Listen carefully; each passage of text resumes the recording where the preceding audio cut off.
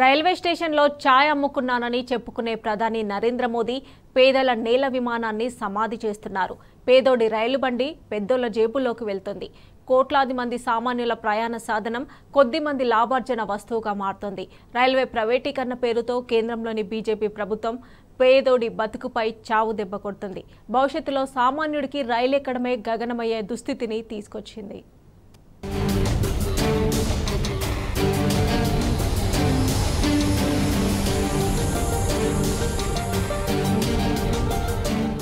భారత జాతి సొత్తుగా ఇప్పటి వరకు చెప్పుకుంటున్న సామాన్యుడి రైలు ప్రైవేట్ వ్యక్తుల చేతుల్లోకి వెళ్లిపోయింది.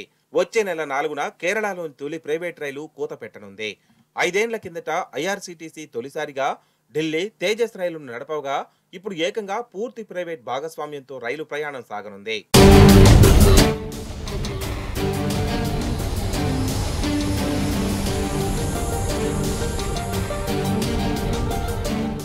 2014లో కేంద్రంలో నరేంద్ర మోదీ నేతృత్వంలోని బీజేపీ ప్రభుత్వం అధికారం చేపట్టిన వెంటనే రైల్వేలను ప్రైవేట్ పరం చేసే కుట్రలు మొదలయ్యాయి.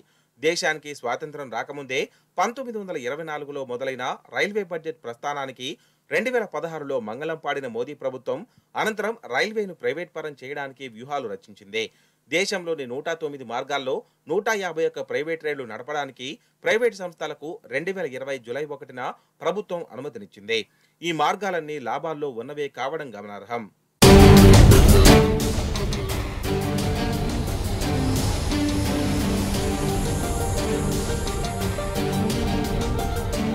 సాధారణంగా రైళ్లలో ప్రయాణించేది పేదలు, మధ్యతరగతి ప్రజలు, ఉద్యోగులు, విద్యార్థులు, కార్మికులే.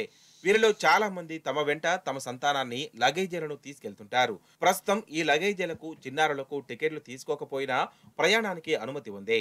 అయితే కేంద్రం ప్రైవేటుకు కట్టబెట్టిన 109 మార్గాల్లో ప్రయాణించే ప్రైవేట్ రైళ్లలో వీటిని అనుమతిస్తారా అనే ప్రశ్న తలెత్తుతోంది.